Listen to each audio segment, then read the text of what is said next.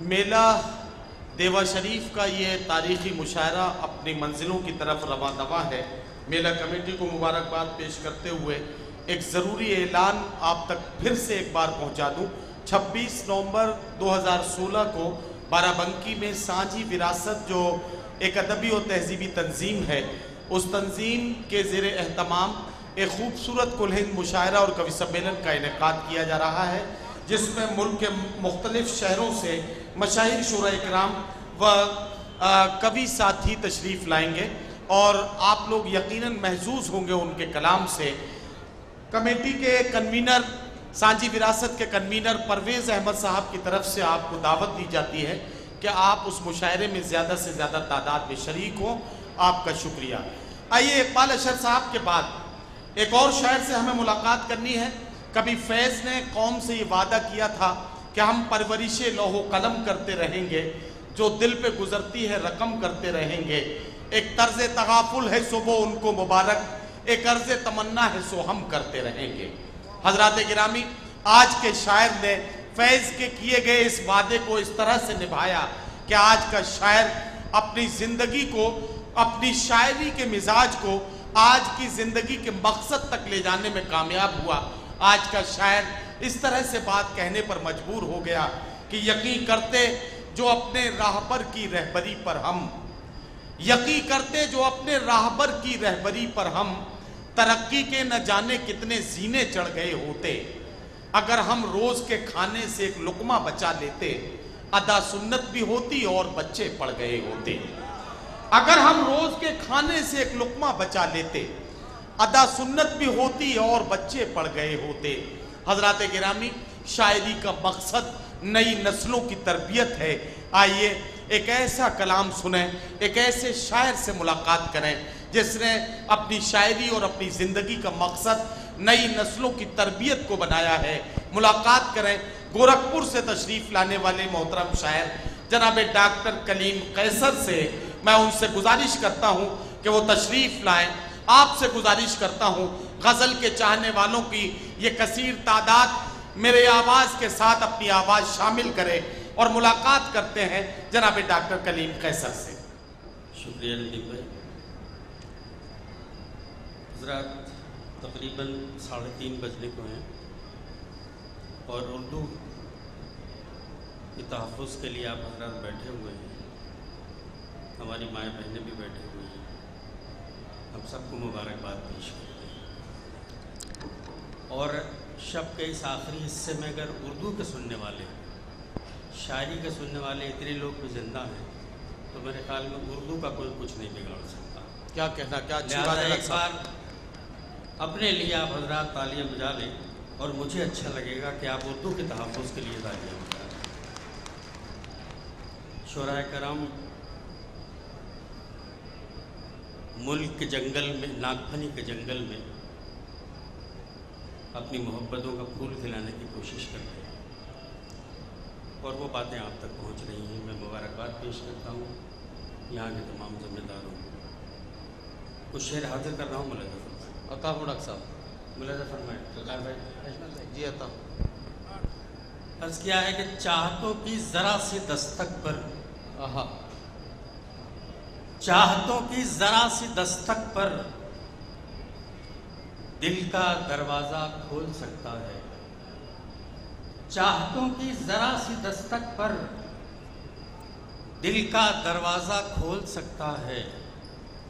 عشق ایسی زبان ہے پیارے جس کو گونگا بھی بول سکتا ہے۔ واہ واہ واہ، کیا کہنا ڈاکٹر صاحب، واہ ایسی واہ واہ، زبان ہے، ذرا سا لگے کہ آپ سن رہے ہیں تو اچھا لگے گا۔ کیا کہنا ڈاکٹر صاحب، واہ واہ۔ یہ وہ دور ہے جس میں آپ کو اچھی شاعری سننی ہے۔ چاہتوں کی ذرا سی دستک پر دل کا دروازہ کھول سکتا ہے، دل کا دروازہ کھول سکتا ہے۔ کیا کہنا، واہ۔ عشق ایسی زبان ہے پیارے جس کو گونگا بھی بول سکتا ہے، واہ واہ واہ، جس کو گونگا بھی بول سکتا ہے۔ ملاحظہ فرمائیں۔ عرض کیا ہے کہ آپ کو گلزار کرنا تھا سو ہم نے کر لیا۔ واہ واہ واہ، حشمت بھائی، آپ کو گلزار کرنا تھا سو ہم نے کر لیا، حسن کو بیدار کرنا تھا سو ہم نے کر لیا۔ واہ واہ واہ واہ، آپ کو گلزار کرنا تھا سو ہم نے کر لیا، حسن کو حسن کو بیدار کرنا تھا سو ہم نے کر لیا، اب یہ آنکھیں بند بھی ہو جائیں تو کچھ غم نہیں، آپ کا دیدار کرنا تھا۔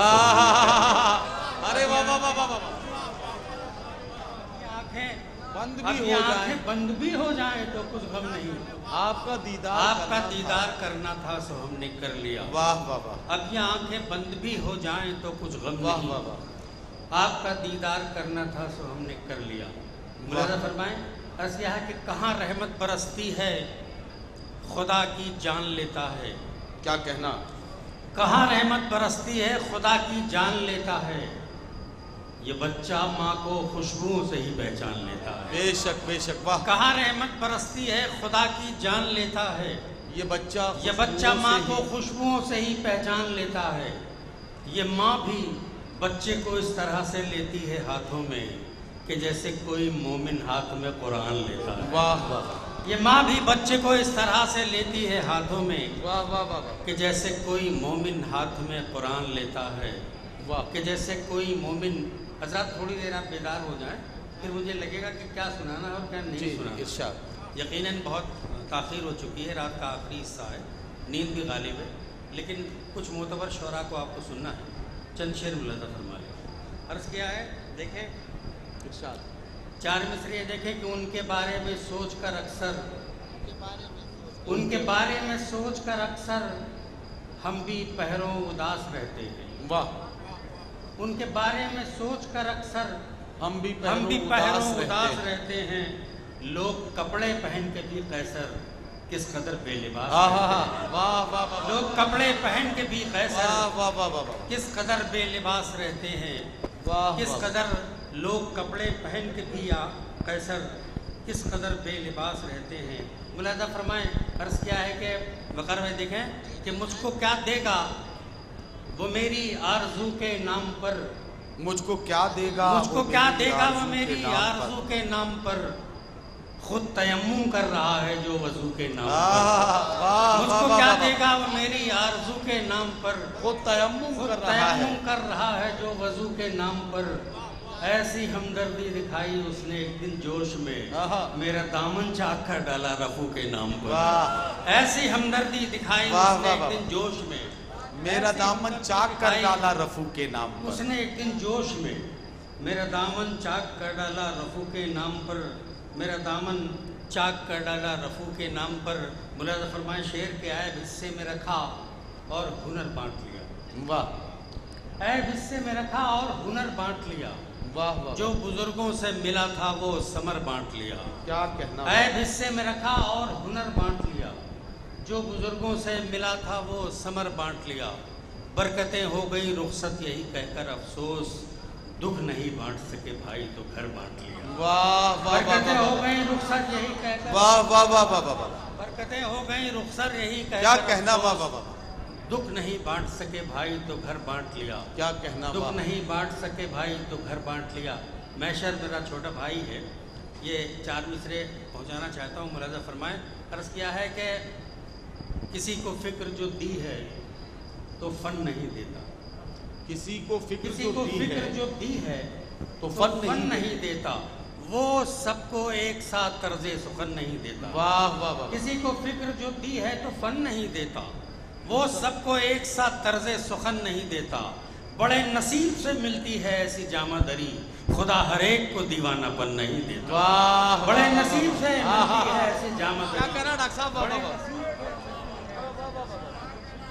بڑے نصیب سے ملتی ہے ایسی جامہ دری، خدا ہر ایک کو دیوانہ پن نہیں دیتا۔ واہ، خدا ہر ایک کو دیوانہ پن نہیں دیتا۔ سنانا بہت کچھ تھا حضرات، لیکن آخری حصہ ہے، میرے خیال میں 4:30 بجے 4:45 بجے اذان بھی ہو جائے گی۔ میں چند شعر جی ارشاد پیش کرتے رہا ہوں، اور یہ 2 قطعے کے لیے میرے لوگوں نے کہا ہے تو وہ پیش کر کے میں ایک چھوٹی سی غزل میں ترنم میں پیش کروں گا۔ ملازم تھوڑی دیر آپ حضرات بیدار رہیں۔ محترم وسیم صاحب کو سننا ہے، وہ ہمارے غزل کے یہ آبرو ہیں پوری دنیا میں، سفارت کے طور پہ، غزل کے سفیر کے طور پہ پوری دنیا میں ہماری نمائندگی کرتے ہیں، شاعری اور زبان کی نمائندگی کرتے ہیں۔ 2 شعر ماں کے حوالے سے ہے، ارشاد۔ عرض کیا ہے کہ ملاحظہ فرمائیں، ایک ماں ایسی ہے جس نے اپنے بچوں کے لیے کوئی موسم ہو نہیں رکھا کبھی جاں کا خیال۔ آہا، حشمت بھائی، ایک ماں ایسی ہے جس نے اپنے بچوں کے لیے کوئی موسم ہو نہیں رکھا کبھی جاں کا خیال۔ 7 بچے پال سکتی ہے اکیلی ایک ماں، 7 بچے رکھ نہیں سکتے ہیں ایک ماں کا خیال۔ 7 بچے پال سکتی ہے اکیلی ایک ماں، واہ واہ واہ واہ، 7 بچے پال سکتی ہے اکیلی ایک ماں، 7 بچے رکھ نہیں سکتے ہیں ایک ماں کا خیال۔ ملاحظہ فرمائیں کہ لوگ اولادوں سے اپنی رکھتے ہیں کیا کیا امید، خوش نصیبی ہے جو اپنے پیڑ کا پھل کھا سکے۔ لوگ اولادوں سے اپنی رکھتے ہیں کیا کیا امید، خوش نصیبی ہے جو اپنے پیڑ کا پھل کھا سکے۔ پوری کرتے رہتے ہیں بچوں کی سب فرمائشیں، اور بوڑھی ماں کا ایک چشمہ نہیں بنوا سکے۔ پوری کرتے رہتے ہیں بچوں کی سب فرمائشیں، اور بوڑھی ماں کا ایک چشمہ نہیں بنوا سکے۔ ماں کی کیا خواہش ہوتی ہے، 4 مصرع آخری، کہ اگر ٹوٹا ہوا چشمہ میرا بنوا دیا ہوتا تو میں اچھا شگن، اچھا مہورت دیکھ سکتی تھی۔ اگر ٹوٹا ہوا چشمہ میرا بنوا دیا ہوتا تو میں اچھا شگن، اچھا مہورت دیکھ سکتی تھی۔ مجھے کب شوق دنیا دیکھنے کا تھا میرے بیٹے، مگر چشمہ لگا کر تیری صورت دیکھ سکتی تھی۔ مجھے کب شوق دنیا دیکھنے کا تھا میرے بیٹے، مگر چشمہ لگا کر تیری صورت دیکھ سکتی تھی۔ کیا کہنا، مگر چشمہ لگا کر تیری صورت دیکھ سکتی تھی۔ ترنم میں 3-4 شعر پیش کیے ذرا حضرات، اسی محبت سے سن لیجیے، میں عطا ہوں ڈاکٹر بہت ممنون ہوں گا۔ بولے ذرا میں خود سے بھی ہاتھ دھو چکا ہوں میں، خود سے بھی ہاتھ دھو چکا ہوں میں، خود سے بھی ہاتھ دھو چکا ہوں میں، تجھ کو پانے میں کھو چکا ہوں میں، تجھ کو پانے میں کھو چکا ہوں میں، خود سے بھی ہاتھ دھو چکا ہوں میں۔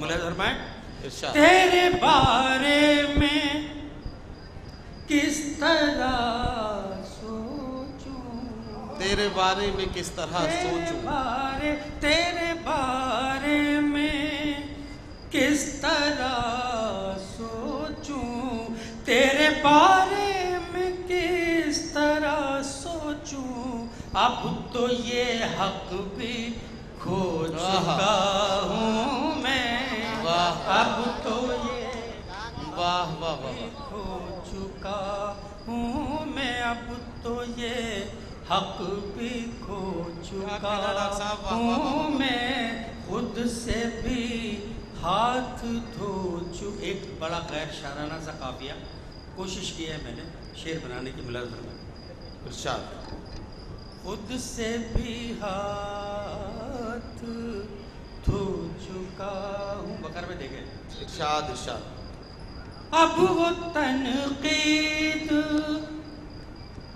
مجھ پہ کرتا ہے، اب وہ تنقید مجھ پہ اب کرتا وہ ہے، تنقید، اب وہ تنقید مجھ پہ کرتا ہے، مدتوں جس کو ڈھو چکا ہوں میں، مدتوں جس کو کیا کہنا ڈاکٹر صاحب، اب وہ تنقید مجھ پہ کرتا ہے، مدتوں جس کو ڈھو چکا ہوں میں، کو ڈھو چکا ہوں میں، مدتوں جس کو ڈھو چکا ہوں میں، خود سے بھی ہاتھ دھو چکا ہوں میں، اب مجھے واپسی کی فکر نہیں، اب مجھے